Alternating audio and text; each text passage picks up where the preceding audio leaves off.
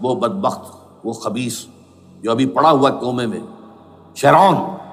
Sharon نے کہا تھا ان قریب عراق پر ہماری حکومت ہوگی، اور اس سے پہلے تو ہم صرف عراق میں سے یوفریٹس تک کا علاقہ مانگتے تھے، دریائے فرات تک کا، اب ہمارا مطالبہ یہ ہے کہ ہم تو در حقیقت دجلہ تک جائیں گے، دجلہ، تاکہ پورا کا پورا جو فرٹائل جو دو آبا ہے دجلہ اور فرات کے درمیان کا بہترین علاقہ، وہ سارا ہمارے پاس۔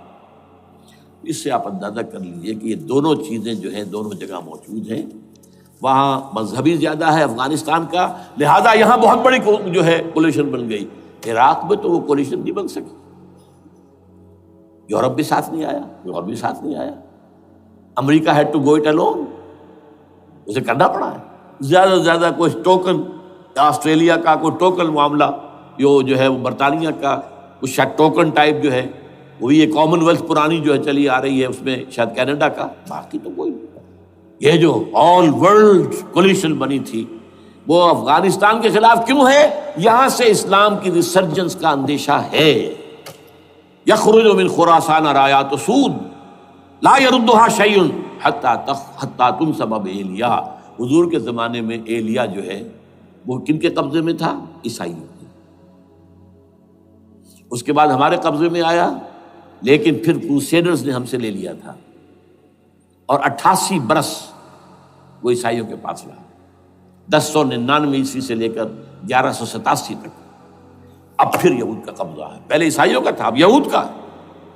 اب ان سے لینا واپس، پہلی مرتبہ بھی عرب نہیں لے سکے تھے، کھونے والے عرب تھے، واپس لینے والا کرد تھا، صلاح الدین ایوبی رحمۃ اللہ علیہ۔ اب بھی کھونے والے عرب ہیں، مصر اور شام اور اردن، تینوں کا مقابلہ کیا اس نے، اسرائیل نے، اور قبضہ کیا پورے ویسٹ بینک پر، گولان ہائٹس پر، سینائی پیننسولا پر، اور یہ کھو دیا ہم نے اپنے ہاتھ سے۔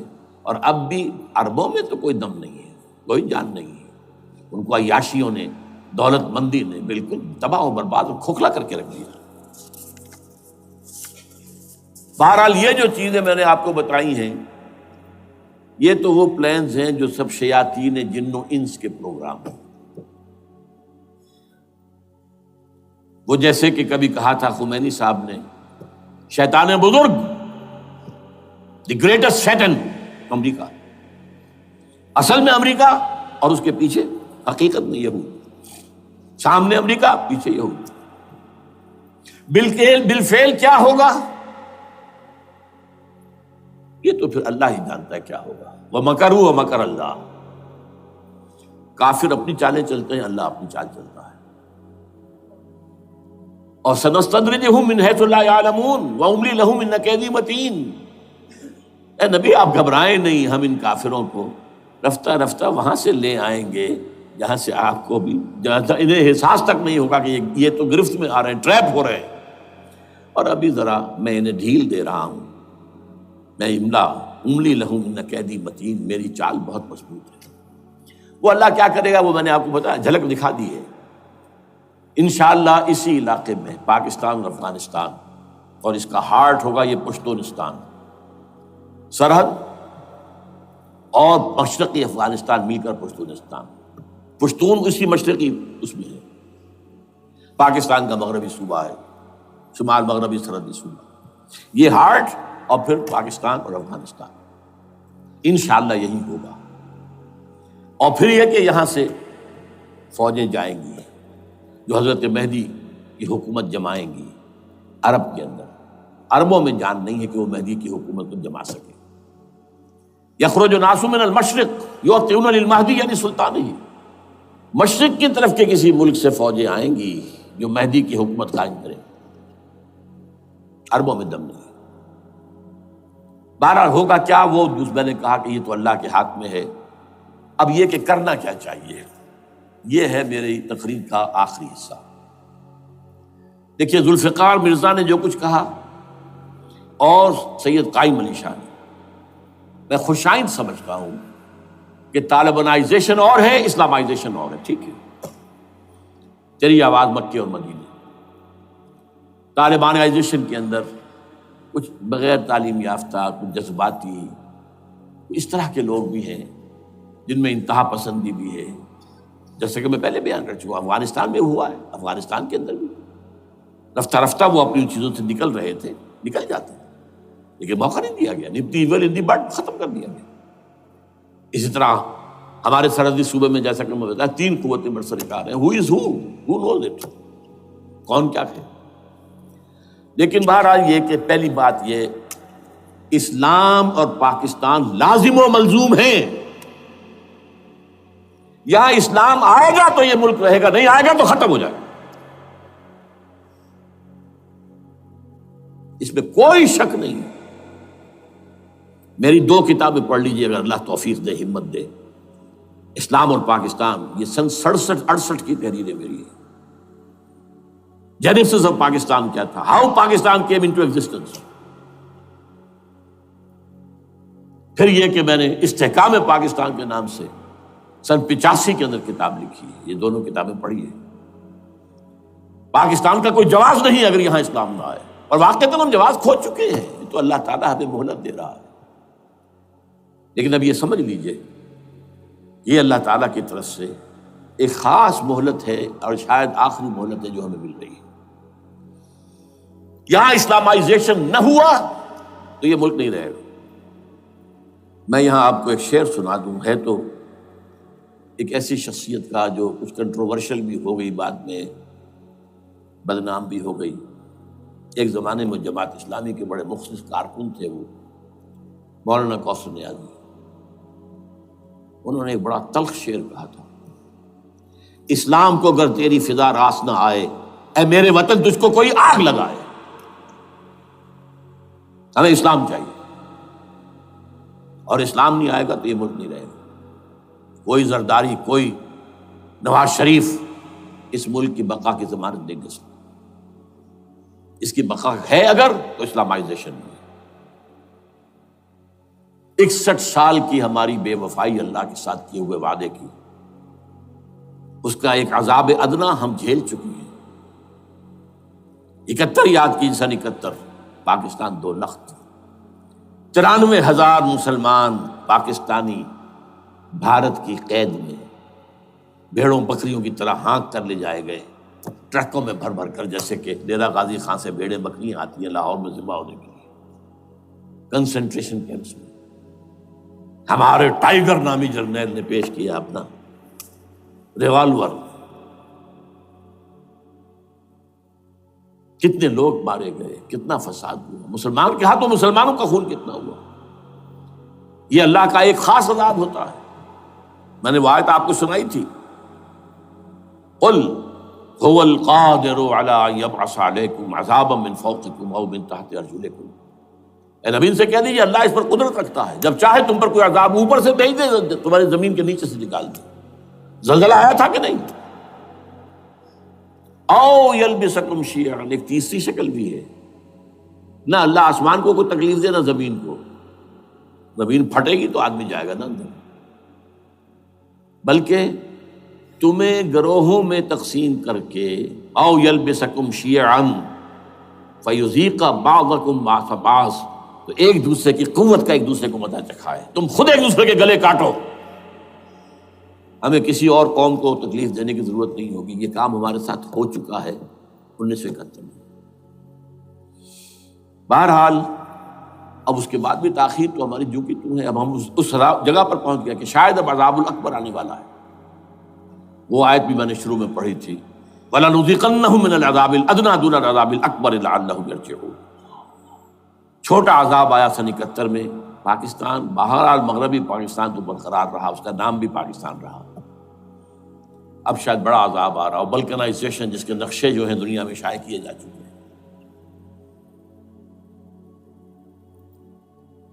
اور اس اسلامائزیشن کے لیے جو میں کہہ رہا ہوں کہ اس کے بغیر یہاں پاکستان نہیں رہے گا، اس کے لیے اس کی جو دستوری، تدریجی، قانونی، پرامن اگر راستہ اختیار نہ کیا گیا تو ملیٹنسی بڑھے گی، یہ رکنے والی نہیں ہے۔ یہ جو اوپر کا جو علاقہ ہے، ایک ٹرائنگل ہے جس کا نقشہ کھینچا ہے ایک بہت بڑے مصری ادیب اور مورخ نے، شکیب ارسلان ان کا نام تھا۔ انہوں نے کہا ہے کہ یہ پامیر سطح مرتفع جو ہے، پامیر جسے روف آف دی ورلڈ کہا جاتا ہے، اس سے پہاڑوں کے سلسلے نکلتے ہیں، کوئی چین کی طرف چلا گیا، کوئی تبت کی طرف چلا گیا، جو قراقرم ادھر آ گیا پاکستان کی طرف، ہمالیہ آ گیا پاکستان انڈیا کی طرف، ادھر ہندو کش چلا گیا افغانستان میں. یہ سب جیسے کہ ایک جو پہیا ہوتا ہے اس کے جو لگے ہوتے ہیں اسپوکس جنہیں کہتے ہیں. اس نے کہا کہ ایک طرف ہمالیہ اور ایک طرف ہندو کش، اس کے درمیان میں جو قوم رہتی ہے، اب نوٹ کر لیجیے، یہ ہمالیہ کا اینڈ جو ہے مغربی، وہ کیا ہے، یہ نتیا گلی وغیرہ اسی کا حصہ ہے، اس کے بعد ختم. دریائے سندھ بہہ رہا ہے لیکن اوپر جا کر وہ ٹرن دیتا ہے رائٹ کو، تو پھر اب وہ قراقرم اور ہمالیہ کے درمیان جاتا ہے، یہاں تک کہ انڈیا سے جو اس کا داخلے کا راستہ آ جاتا ہے.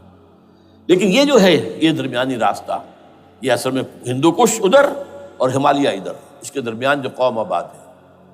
اور اس ٹرائنگل کا بیس ہے مالاکنڈ کا پہاڑ، مالاکنڈ، ہمالیہ، ہندو کش.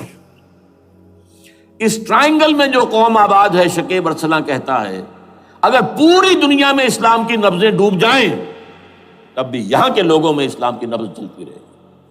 یہ وہ علاقہ ہے جہاں سے پاکستان کے طالبان کا آغاز ہوا، جہاں سے پرامن تحریک چلی تھی، اس کا راستہ روک دیا گیا. اب وہ شدت پسندی پر آ گئے، اور یہ شدت پسندی بڑھے گی اگر آپ نے تشدد سے روکا. اگر امریکہ کے چمچے بنے رہے، اگر امریکی ایجنڈے ہی کو پورا کرتے رہے اور اپنے لوگوں کو مارتے رہے، تو جواب میں گر ایک چراغ حقیقت کو گل کیا تم نے تو موج دودھ سے صد آفتاب ابھریں گے. یہ اب جو آ رہے ہیں، کہاں سے آ رہے ہیں آپ کے یہ خودکش حملہ آور؟ یہ وہی ان لوگوں کے رشتہ دار ہیں نا جو امریکی بمبارڈمنٹ میں مارے گئے ہیں. کتنے ہیں جن کے بچے ختم ہو گئے، بیٹے مر گئے. یہ جو ہمارے ہاں ایک کمانڈوز کے کیمپ کے اوپر جو حملہ ہوا تھا اور خودکش بمبار، جس سے کہ شاید 18-19 بہترین آپ کے کمانڈوز ختم ہوئے تھے، وہ کون تھا؟ وہ خود کمانڈو تھا. اندر کوئی اور تو جا ہی نہیں سکتا تھا، یہ کمانڈوز کا کیمپ تھا اور اس کے میس میں لوگ کوئی جا سکے. وہ خود کمانڈو تھا. اس کی بیٹی لال مسجد کے اندر جلی تھی. اب آپ اندازہ کیجئے کہ اس کے دل میں جو کھول رہا تھا اس کا جذبہ، اس نے اس کو ٹھنڈا کیا خود جان دے کر. تو جان لیجیے، ادھر باجوڑ میں حملہ ہوا تھا، ادھر جو ہے ہماری ملٹری پریڈ کے اوپر حملہ ہو گیا. تو یہ بات رکے گی نہیں. اور یہ ظاہر بات ہے کہ اب شمال سے لے کر نیچے تک کی بات ہے. وہاں پر بھی میں نے شروع بھی کہا تھا یہ خطرہ حقیقی ہے، غیر حقیقی نہیں ہے، وہمی اور خیالی نہیں ہے. اس لیے کہ اب جو اس علاقے سے جا رہے ہیں ہجرت کر کے کراچی، وہی ان کی جگہ ہے، وہیں پر ان کے رشتہ دار ہیں، محسود ہیں، وزیری فلاں ہے، یہ ہے وہ ہے، وہاں وہ جا رہے ہیں. اور وہاں پر بھی ظاہر بات ہے کہ جو کچھ ہو رہا ہے افغانستان میں اور جو کچھ ہو رہا ہے شمال سرحدی صوبے میں، اس کا ایک تسلسل ہوگا. میں یہاں یہ عرض کر دوں آپ سے کہ تقریباً 4 سال قبل، بلکہ 4.5 سال، میں انتہائی مایوسی کو پہنچ چکا تھا کہ پاکستان کا وجود باقی نہیں رہے گا. میں نے یہی تقریر کی ہے 29 فروری سن 2004 کو اسی جگہ. پاکستان جواز کھو چکا. یہ اسلام کے نام پر تھا. ویئر اسلام؟ جو اسلام یہاں وہ تو بھارت میں بھی ہے، وہ تو امریکہ میں بھی ہے. وہ کہاں ہے اسلام کا سیاسی نظام، اسلام کا تعزیراتی نظام، اسلام کا کرمنل لا، اسلام کا سول لا، اسلام کے فیملی لاز کہاں بنائے تھے اس شخص نے جو فیلڈ مارشل بنا تھا، خود ساختہ، جو اس نے قوانین بنائے تھے. تمام علماء نے کہا تھا، تمام مکتبہ فکر کہ غلط ہے. تحریک کوئی نہیں اٹھائی، یہ ان کی غلطی تھی، کوتاہی تھی. جمہوریت کی تحریک میں شامل ہو گئے، اس پر کوئی تحریک نہیں چلائی. بہرحال وہ نظام کہاں ہے؟ وہ نظام تو قائم نہیں کیا. اس حوالے سے یہ اپنا جواز کھو چکا ہے. دو ریشنل ریزون دیت جسے کہتے ہیں فرینچ کے اندر، ریزون دیت کو کسی چیز کی ریزن، ریشنل آف ایگزسٹنس. اس کے بعد یہ ہے کہ پچھلے سال سے کچھ مایوسی میں کمی ہوئی. نمبر 1، chief justice of Pakistan Iftikhar Muhammad Chaudhry کے اندر ہمت اللہ نے دی، وہ کھڑا ہو گیا۔ جرنیلوں کے جم گھٹے کے اندر ایک سویلین آدمی جو ہے جس درجے کا مرعوب ہو سکتا ہے آپ اس کا اندازہ کر لیجیے۔ اور اس کے بعد اسپونٹینیس موومنٹ وہ کلا ہے، انہومی شے، سوچ نہیں سکتے ہم۔ یہ موومنٹ جو ہے یہ کوئی اسٹریٹ ارچنز کی چلائی ہوئی نہیں ہے، یہ ہمارے ہاں کے گاموں ماجوں کی نہیں ہے، بلکہ یہ تو پڑھے لکھے لوگ، وکیل، کالے کوٹ، کالی ٹائیاں، پینٹ، یہ جو سختیاں جھیلی ہیں انہوں نے، ابھی تک وہ تحریک چل رہی ہے۔ اگر اس سے ظاہر بات ہے وقت گزرنے کے ساتھ ساتھ اس کی وہ تیزی اور تندی میں تو کمی آئی، اور حکومت کو موقع ملا ان کے اندر کوئی رفت پیدا کرنے کا بھی۔ لیکن بہرحال ان دونوں چیزوں سے میری مایوسی میں قدرے کمی ہوئی۔ اب دوسری بات وہ تھی 18 فروری کے الیکشن کا پرامن طور پر منعقد ہو جانا۔ میں یہ سمجھتا تھا کہ جو اس کے اندر دخل اندازی ہے، رگنگ ہو گئی ہوئے، کیسے ممکن ہے پاکستان میں الیکشن ہو اور رگنگ نہ ہو؟ پھر تحریک چلے ہی چلے، کیونکہ تحریک تو چل رہی ہے پہلے سے، صرف اس کے اوپر تیل اور ڈالنا ہے نا، اور پھر بدامنی ہوئی ہو، اور پھر دونوں طرف گدھ بیٹھے ہوئے ہیں، the NATO forces in the west, Indian forces on the east, they will march into Pakistan, اور پاکستان کے ایٹمی دانت توڑ کر Pakistan will be put at the mercy of India, Bharat, now do whatever you like. Condoleezza Rice کا میں آپ کو بیان سنا چکا ہوں، پاکستان کے مستقبل کا فیصلہ امریکہ اور بھارت بھی کرتا۔ بہرحال اب تیسری جو امید ہوئی ہے، یہ کل پرسوں میں جو ہوئی ہے، کولیشن جو ہے یہ ناکام ہوتی نظر آ رہی تھی، لیکن یہ کہ صدر کے مواخذے پر یا صدر کے خلاف جو ایک کارروائی ہو رہی ہے، اللہ کرے کہ وہ پوری ہو جائے، یا اس سے بھی بہتر ہے کہ وہ خود ہی استعفیٰ دے کر دفع ہو جائے۔ بہرحال یہ کہ اس سے بھی کچھ امید کا پہلو جو ہے پیدا ہوتا ہے۔ اب یہاں اسلامائزیشن کا پرامن، تدریجی اور اسلام اور دستوری اور قانونی طریقہ کیا ہے؟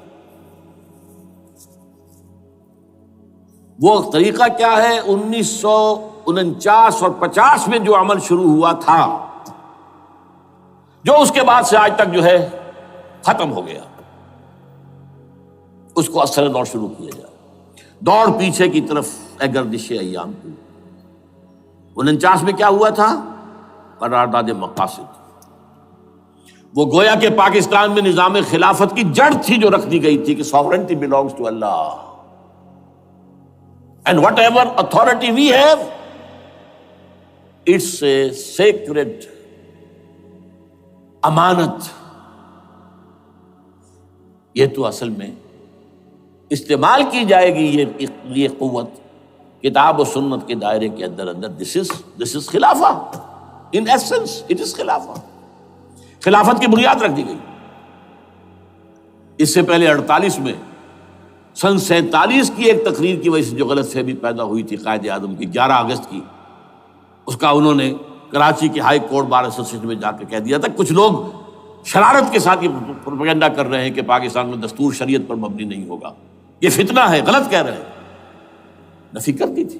اب یہ دوسری بات ہے کہ اندھوں کے اندھے جو ہیں وہ اس 11 اگست کی تقریر کو لیے پھرتے ہیں، اس کے ایک جملے کو، اور یہ اتنی کھلی بات جو کی، شریعت کا لفظ، شریعت، پاکستان کا دستور جو سمجھتا ہے کہ شریعت پر نہیں مبنی ہوگا وہ غلط کہتا ہے، وہ شریر ہے، شرارت پیدا کر رہا، یہ قائد اعظم کے الفاظ۔ بہرحال اس کے بعد ایک عمل کیا ہوا تھا سن 50 میں، یہاں کے سیکولر عناصر نے ایک بڑا شور مچایا، کس کا اسلام لاؤ گے؟ شیعہ کا، سنی کا، دیوبندی کا، بریلوی کا، وہابی کا، کس کا اسلام؟ اللہ تعالیٰ غریق رحمت کرے ان بزرگوں کو، پاکستان کے تمام مذہبی مکاتب فکر کی ٹاپ کی قیادت جمع ہو گئی کراچی میں، شیعہ بھی، اہل حدیث بھی، بریلوی بھی، دیوبندی بھی، 31 علماء، جماعت اسلامی بھی، مولانا مودودی بھی اس میں تھے۔ انہوں نے 22 پرنسپلز ایگریڈ اپون، دستور بنانے کے لیے 22 پرنسپلز ہیں، حاضر ہیں، بناؤ دستور۔ اب کوئی دلیل نہیں رہی، کوئی عذر نہیں رہا، تمام مکاتب فکر کے لوگ جمع۔ بعد میں ہوا کیا ہے اس میں کس کا کتنا رول ہے یہ بڑی درد بھری داستان ہے، میں اس وجہ کو چھیڑنا نہیں چاہتا۔ حاصل کیا ہے؟ وہاں سے ہمارا پروسیس ڈیریل ہوا، کچھ اپنوں کے کیے، کچھ بیرونی دباؤ کے تحت۔ قرارداد مقاصد کی سزا دی گئی لیاقت علی خان کو، تم نے پاس کرائی ہے۔ اسے ایسے قتل کیا گیا کہ سراغ تک نہیں ملا کہ کس نے قتل کیا۔ یہ ایسے تو نہیں ہوتا، اس میں پیچھے بڑے بڑے کریکٹرز، بڑے بڑے کردار۔ اب اس کے بعد وہ عمل کیسے شروع ہو؟ ضیاء الحق نے جو ایک ادارہ قائم کیا تھا فیڈرل شریعت کورٹ، اصولی اعتبار سے بہترین قدم تھا۔ وہ کیا تھا؟ یہ شریعت کورٹ ہے، اس میں کوئی شخص لائے پیٹیشن کہ پاکستان کا فلاں قانون جو ہے میں ثابت کرتا ہوں کتاب و سنت کے منافی ہے، یا کورٹ سو موٹے لے لے کسی بھی معاملے کو، ایگزسٹنگ جو قوانین ہیں ان کا جائزہ لے کہ اس میں یہ پورا قانون یا اس کی یہ شق جو ہے یہ خلاف شریعت ہے، اس پر آرگومنٹ ہو، دونوں طرف کے دلائل ہوں، علماء بھی آئیں، وکلاء بھی آئیں، بحث کریں۔ شریعت کورٹ کا تو میدان ہوتا کھلا۔